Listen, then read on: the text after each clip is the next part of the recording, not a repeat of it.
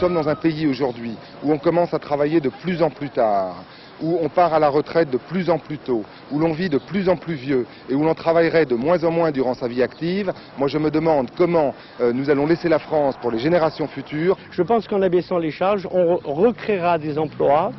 Nous pourrons à nouveau recruter du personnel. Nous avons un certain nombre d'années de travail derrière nous et notre principal souci est la jeunesse qui monte et qui va faire la France de demain. J'attends de Jacques Chirac qu'il aide ces jeunes qui sont perdus dans la société à se remettre en place, à trouver leur voie, à être épanouis socialement, qu'ils trouvent un travail. Et je pense que Jacques Chirac est la personne qui peut les aider dans ces problèmes.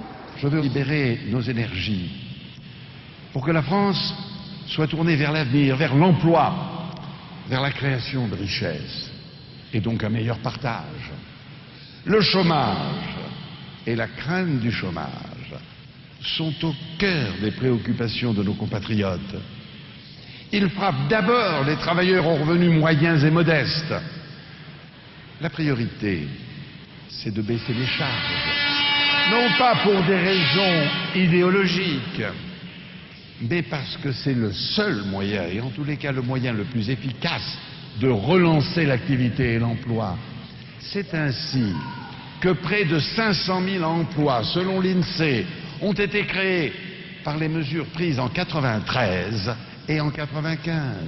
Je m'engage à ce que votre travail et vos efforts soient mieux récompensés par une baisse de la fiscalité personnelle, qui est trop souvent confiscatoire aujourd'hui. L'impôt sur le revenu sera réduit de 5% dès 2002 et d'un tiers en 5 ans. Le régime de la taxe d'habitation sera remis à plat pour lutter contre le chômage de longue durée qui atteint les travailleurs dans leur dignité et qui peut mener à l'exclusion. Je propose de redéfinir nos politiques d'insertion avec 2 engagements forts. Signer un contrat d'insertion avec l'ensemble des allocataires du RMI et accompagner toute reprise d'activité d'une augmentation significative du pouvoir d'achat par le revenu minimum d'activité. Il est en effet inacceptable en France que 25% des allocataires du revenu minimum d'insertion voient leur revenu diminuer quand ils retrouvent un emploi. En vérité, cela relève d'une culture qui consiste à ôter toute valeur au travail et à l'effort. Je voudrais qu'une attention toute particulière soit désormais apportée aux travailleurs des plus petites entreprises qui n'ont ni les mêmes droits, ni la même stabilité d'emploi, ni souvent les mêmes salaires et les mêmes horaires que dans la plupart des grandes entreprises. Et c'est d'abord en pensant à eux que j'ai proposé pour tous les salariés un système d'assurance emploi qui étendra leurs droits à formation, à reconversion, à reclassement. Désormais, chaque Français devra pouvoir bénéficier d'un compte personnel de formation.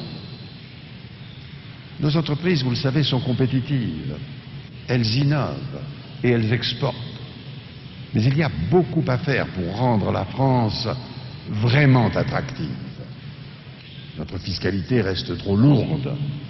Et c'est pourquoi j'ai proposé de ramener le taux de l'impôt sur les sociétés à la moyenne européenne. Il faut rendre la création d'entreprises aussi simple que par exemple, la création d'une association. C'est ainsi que nous ouvrirons les portes de l'audace créatrice, les portes que l'on a besoin d'ouvrir, et notamment aux jeunes qui sont pleins d'idées, pleins de talents, mais qui trouvent généralement ces portes fermées.